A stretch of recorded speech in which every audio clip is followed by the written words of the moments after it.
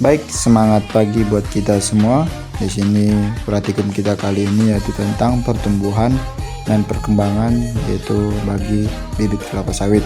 Dengan saya Gideon Manuruk dengan NIM 2502014 dengan dosen pengampu saya Ibu Salmiati MPD PhD, program studi saya agroteknologi di Institut Teknologi Perkebunan Pelawan Indonesia. Baik, langsung saja kita masuk ke latar belakang yang dimana kelapa sawit atau Elias Gudensis Jack merupakan komoditi pertanian strategis yang memegang peran vital dalam perekonomian global, khususnya di Indonesia dan Malaysia sebagai produsen terbesar dunia. Minyak sawit mentah atau crude palm oil atau CPO adalah minyak nabati paling efisien dan paling banyak diperdagangkan di pasar internasional. Digunakan dalam berbagai produk mulai dari makanan, minyak goreng, margarin, hingga bahan bakar nabati atau biodiesel, dan oleokimia atau kosmetik, sabun. Mengingat permintaan pasar yang terus meningkat, keberlanjutan produksi menjadi kunci. Fondasi dari produksi yang berkelanjutan dan tinggi dimulai dari tahap paling awal, pembibitan. Selanjutnya, tujuan praktikum kita kali ini yaitu yang pertama mengetahui fase pertumbuhan awal tanaman atau perkecambahan, tinggi batang, jumlah daun. 2. Mengamati pengaruh faktor lingkungan, cahaya, air, nutrisi terhadap pertumbuhan dan perkembangan tanaman. Yang terakhir adalah membedakan konsep pertumbuhan kuantitatif dan perkembangan kualitatif pada tanaman. Dan selanjutnya ada alat dan bahan yang kita gunakan dalam praktikum kali ini. Yang pertama ada penggaris, ajir bambu, jangka jorong, dan terakhir itu ada ombrometer. Baik, langsung saja kita masuk ke langkah kerja kita, yang dimana pertama dari tahap ini berlangsung selama sekitar 3 bulan.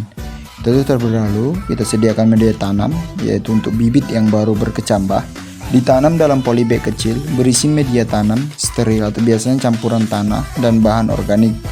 Pertumbuhan vegetatif awal, fokus utama adalah pembentukan sistem akar yang kuat akan pertumbuhan daun pertama, yang disebut daun tombak atau split leaf. Penyiraman dan naungan, bibit membutuhkan penyiraman teratur dan naungan untuk melindunginya dari sinar matahari langsung yang berlebihan. Dan kita masuk ke langkah kerja berikutnya, itu seperti foto di sebelah kanan kita ini, yaitu langkah kerja kita ini yaitu bisa disebut sebagai pengukuran bibit kelapa sawit pada tahap pre-nursery, yaitu umumnya meliputi pengukuran jumlah daun, tinggi bibit, dan diameter atau lingkar batang, dan panjang. Kita ukur juga panjangnya, panjang daun dan lebar daun. Pengukuran ini biasanya dilakukan secara berkala, misalnya setiap 2 minggu atau setiap bulan, untuk memantau pertumbuhan bibit itu tersendiri. Dan kita masuk ke dalam pembahasan. Dari perkembangan dan pertumbuhan bibit kelapa sawit adalah bahwa prosesnya merupakan tahapan kritis dan terencana yang menentukan produktivitas di masa depan, dengan fokus pada produksi bibit berkualitas tinggi melalui manajemen pembibitan yang cermat dan pemenuhan faktor-faktor kunci pertumbuhan. Dan kita masuk yang terakhir, itu ada kesimpulan, di mana kesimpulan dari perkembangan dan pertumbuhan bibit kelapa sawit adalah bahwa prosesnya merupakan tahapan kritis dan terencana yang menentukan produktivitas di masa depan, dengan fokus pada produksi bibit berkualitas tinggi melalui manajemen pembibitan yang cermat dan pemenuhan faktor-faktor kunci pertumbuhan.